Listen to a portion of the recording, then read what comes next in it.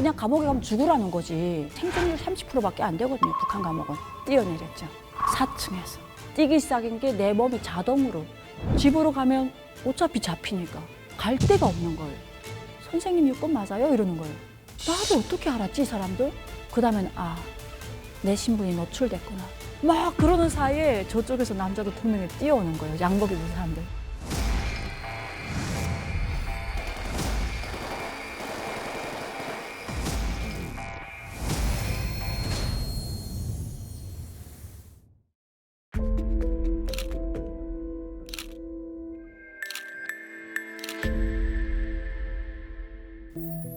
그냥 나는 여기서 달아나야 되겠다. 근데 달아나야 되겠다라고는 생각했지만 감옥에 가면 안 된다는 거 아니까. 왜 감옥에 가게 되면 뒷바라지 해주는 사람이 있어야 되는데 이미 난 돈 다 뺏겼고 엄마 아빠는 늙어 있는데 누가 그걸 해줄 건데. 그냥 감옥에 가면 죽으라는 거지. 감옥에 가면 그냥 생존율 30%밖에 안 되거든요. 북한 감옥은.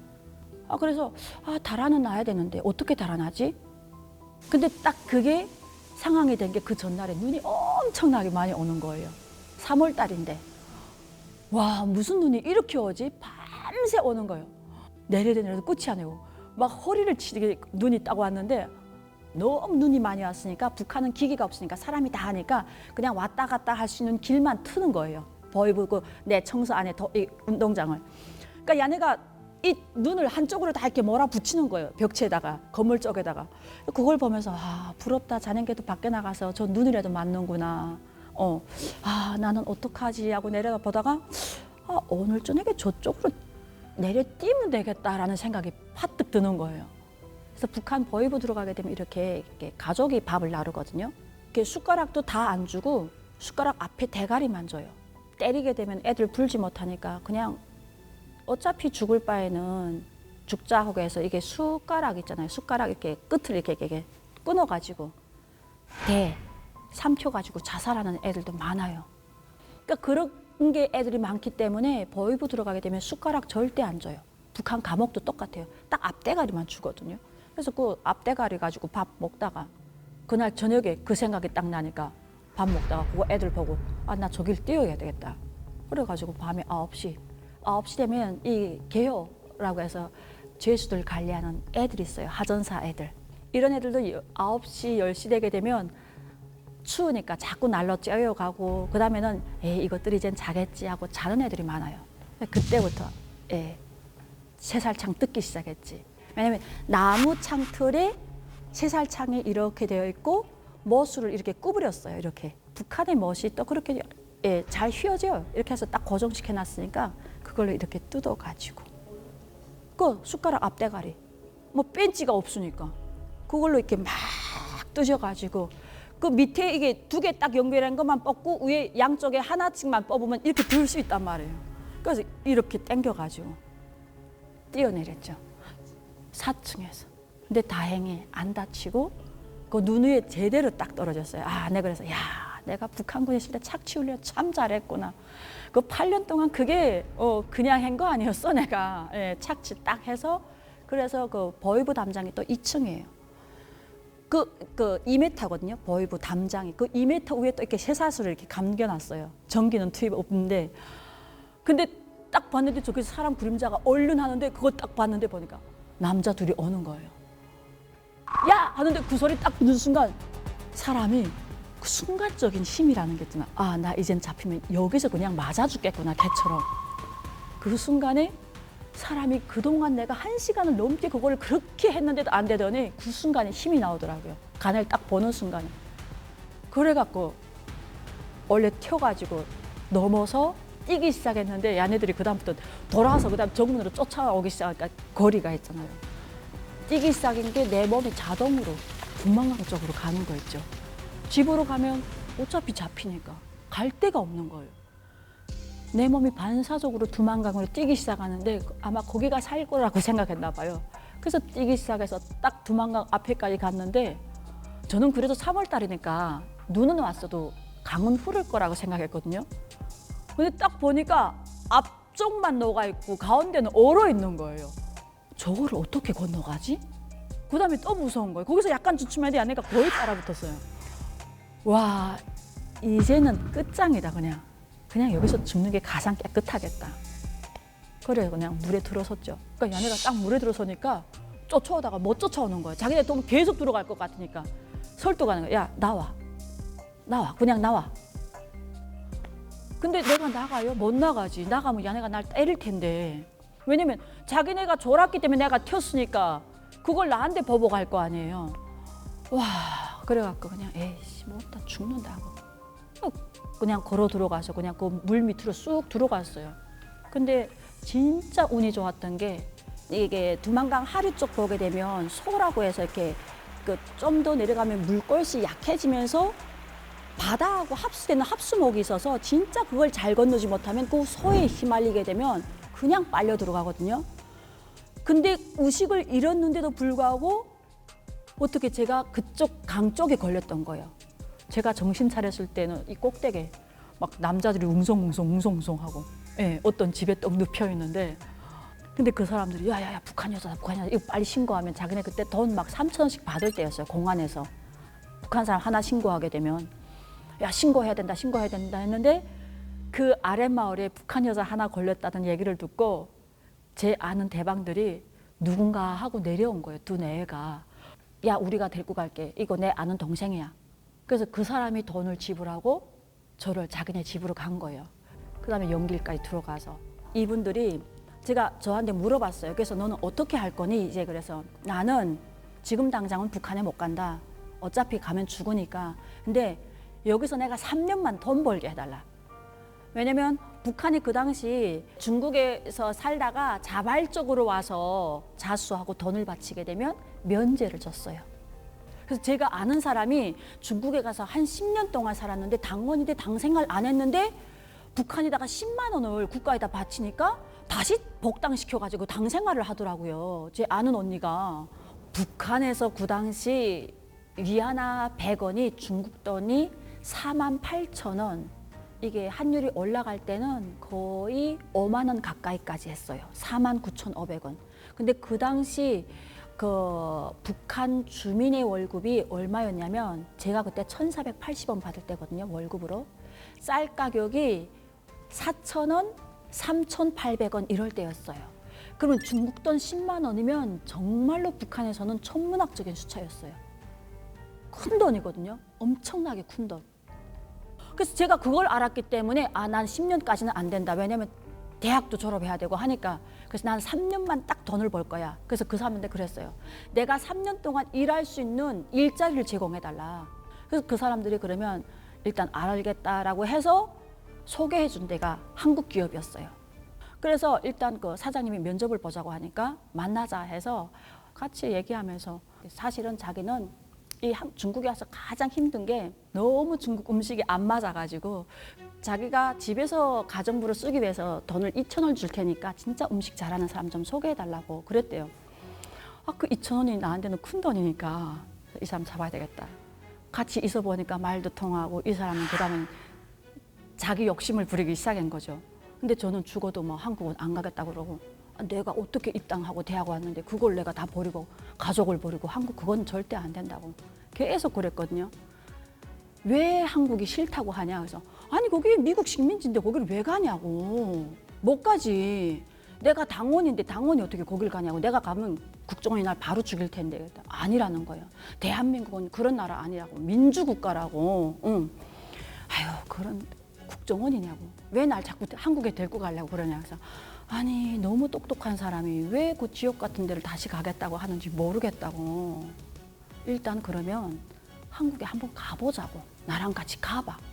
가보고 진짜 좋으면 거기서 살고 아니면 다시 오면 된다라는 거예요. 근데 나는 진짜 어리숙하게 그걸 진짜 믿었어요. 네가 북한에서 중국 그냥 불법으로 왔잖아. 한국도 그렇게 갈 수 있다라는 거예요. 진짜요? 그랬더니 한국이면 어떻게 가요? 그 군사분계선 넘어가야 하니까 아니 그건 아니고 비행기 타고 갈 수 있대요. 비행기 어떻게 가요?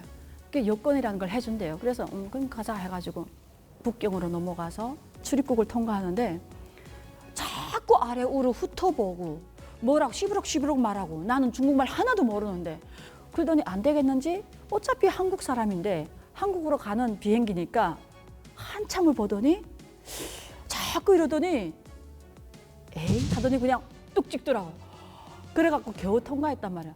그래가지고 딱 인천공항이라고 해서 이제 일어나라. 빨리 또 이동해 나가야 된대요.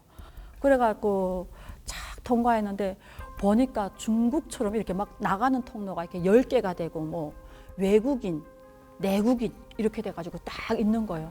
그래서 제가 외국인 쪽에 딱 서려고 하니까 야, 네가 왜 외국인이야? 그래서 나 북한 사람이니까 야, 네 한국 여권지 있는데 왜 외국인이야? 이쪽으로 오라는 거예요. 그래갖고 딱 섰죠. 그래가지고 딱 가서 내 순서가 돼서 딱 여권 들이밀었어요. 그분이 딱 보더니 바로 여권으로 바닥에다 딱 찍는 거예요. 삑삑삑 하니까 그 사람이 딱 보더니 선생님 이러는 거예요. 그래서 에? 이러더니 선생님 여권 맞아요? 이러는 거예요. 아차, 뭐지? 내 선생님인 건 얘밖에 모르는데 왜? 내가 북한에서 선생님 하다 왔잖아요. 레지던트 하다 왔으니까. 나를 어떻게 알았지 이 사람들? 이 뭐야? 얘가 나를 꼰질렀어? 그 다음에 그분이 또 다시 물어보는 거예요. 그래서 선생님 여권 맞아요? 이러는 거예요. 그 다음에는 아, 내 신분이 노출됐구나. 그러면 그냥 솔직하게 빨리 말하고 해결해야 되잖아요. 있지 않습니까? 제 북한에서 왔습니다. 그랬더니 그분이 처음에는 이렇게 살랑살랑 말하니까 앉아있다가 올라 뭐라고요? 그래서 제 있지 않습니까? 북한에서 왔단 말입니다.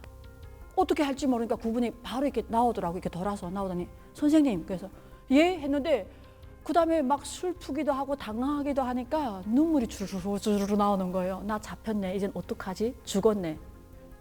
선생님 대한민국에 오신 것을 환영합니다. 근데 그 말이 그렇게 슬프게 들리더라고요. 너 이제 끝났어. 죽었어.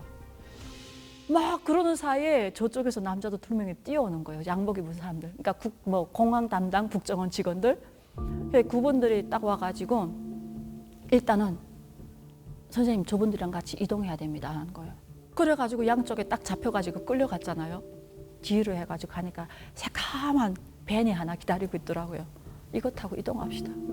그렇게 해가지고 그날 저녁에 딱 국정원에 밤에 한 9시 반 돼서 도착하니까 이미 취침 준비 다 되어 있다고. 그러니까 식당도 다 문 닫았다 그러면서 야, 이 시간에 밥이 없을 텐데 식당에도 다 퇴근했을 텐데 일단은 헌병한테 시키는 거예요. 가서 있는 대로 가져오라고. 있는 대로 가져다가 일단 대충 먹고 자야 된다고.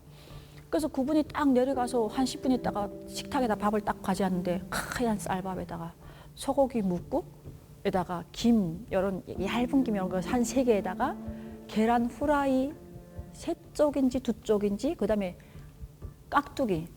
깍두기 김치 그렇게 해서 딱 가지고 온 거예요. 그러면 그 당직 선생님이 아유 정말 힘들게 대한민국까지 오셨는데 첫 식사를 이렇게 해드려서 정말 죄송하다고. 아마 내일부터는 제대로 된 식사를 드실 수 있을 거라고. 근데 난 이것만 봐도 사실 잘 먹는 건데 그렇게 딱 주시는 거예요. 그날 밤은 그렇게 잤는데 다음날 아침에 나가보니까 복도에 몇백 명이 나와 서 있는 거예요. 탈북민이 온다라는 건 알았지만 이렇게까지 많다라는 건 생각 못 했거든요. 왜? 그 가정이 위험하기 때문에. 저처럼 그 인천공항으로서는 이렇게 오는 줄 알았는데 물어봤더니 뭐 태국, 베트남, 몽골로 해서 자기네 몇 달씩 걸렸다라는 거예요. 저는 그때 알았어요. 탈북민이 그렇게 많은 줄. 그래서 그때 제가 제일 처음으로 국정원 조사하면서 했던 얘기가 그거였어요. 저희는 핵배낭 부대였습니다. 이거. 그래서 그때 국정원이 깜짝 놀랐어요. 야야야 이게 뭐야? 뭐가 잘못됐어? 그래서 그때부터 그다음에 막 들어가기 시작한 거예요. 야, 자 입에서 핵배낭 소리가 나오는데 북한이 언제 핵을 사용했어? 아직까지 우리 정보 들어온 게 없는데.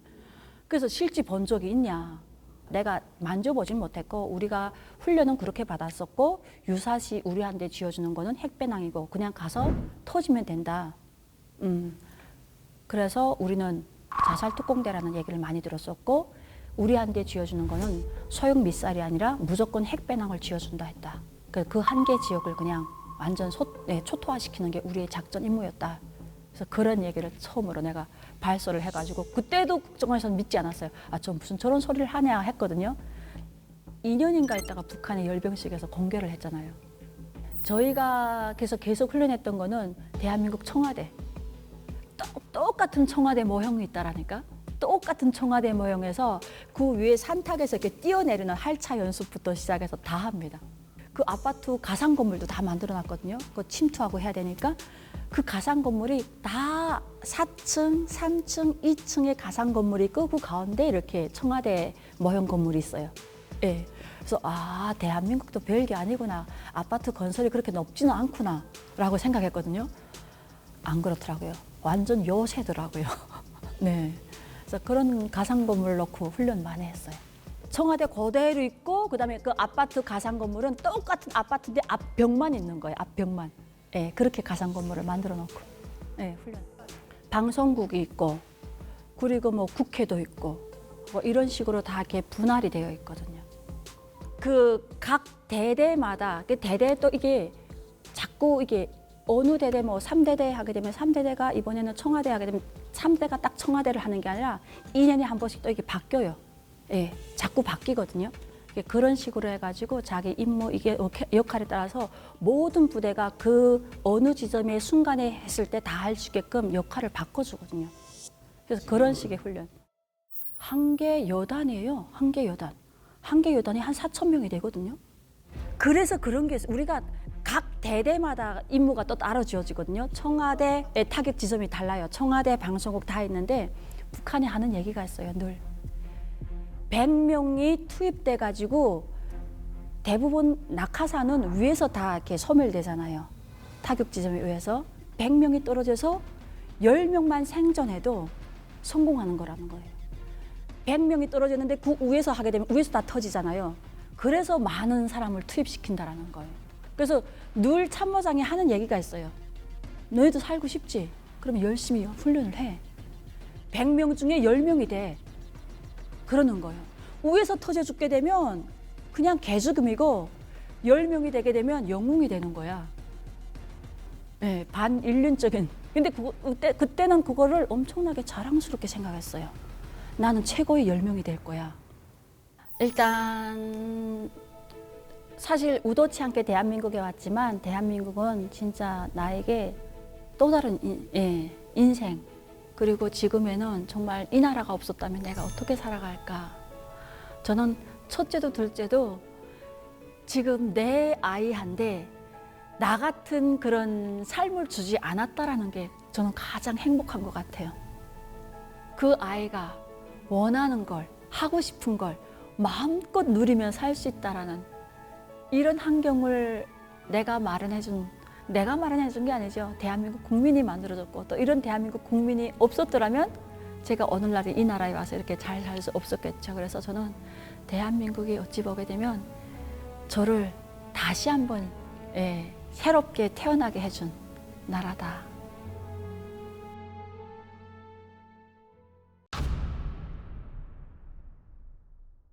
그래서 제가 조사 다 끝나는 날 마지막 날 선생님들이 선생님 그래서 궁금한 거 있는데 이제 나가서 결혼할 건데 데리고 오신 분이랑 할 건 아니죠? 그래서 뭔 소리 합니까? 나를 대한민국에 데려다 줬는데 그런데 그 사람 배신하면 안 되죠. 그래서 지금까지 잘 살고 있습니다. 있는데 이거 말했다가 무서운데 처벌하기도 하고 그리고 이젠 돈 줄지니까 그냥 돈 주고 무마되는 경우가 많아요. 이젠 다 총살입니다. 기본적으로 그냥 다 총살합니다. 아들이 사형당하지 않습니까? 어머니, 아버지, 자식들까지 다 데려다 놓고 보임습니다. 한 명을 죽이면서 열백 천만을 교육하자는 거예요. 너네도 저렇게 되면 이 사람 좀 죽는다. 참담한 현실인데 여성들을 막 몸에다 감추거든요. 탈의를 시키는 게 아니라 브라만 그냥 딱 놔두고 옷이고 뭐고 다 펼치고 뜀뛰기 시킵니다. 일단 질러놓고 뒤처리는 나오든 안 나오든 후에 가서 하는 겁니다.